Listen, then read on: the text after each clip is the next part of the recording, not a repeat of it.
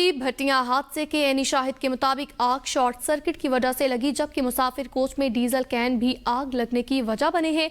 तफसीलात इस हवाले से बता रहे हैं हसनैन अली सियाल। जी हसनैन, आगाह कीजिएगा, क्या तफसीलात हैं आपके पास?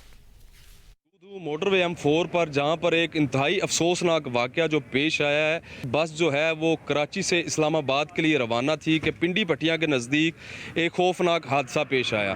जब हमारी DPO से बात हुई तो उनका ये कहना था कि ये हादसा जो है तेज़ रफ्तारी की वजह से एक कैरी डब्बा उसमें ये बस टकराई है, जिसकी वजह से शॉर्ट सर्किट होने की वजह से पूरी जो बस है उसमें आग लग गई। आग लगने की वजह से पूरी जो बस है वो जलकर खाकस्तर हो गई।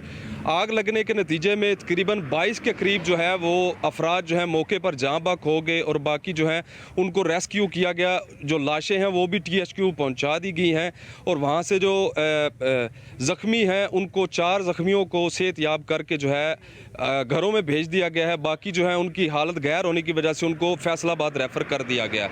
अगर मेरा कैमरा मैन दिखा सके, जो बस है वो पूरी इस वक्त जो है वो जल कर बिल्कुल इस तरह कोयले की तरह जल चुकी है। ये इंतहाई अफसोसनाक वाक़े से आपको आगाह किया जा रहा है जो कि पिंडी भट्टियां के बिल्कुल नज़दीक पेश आया है।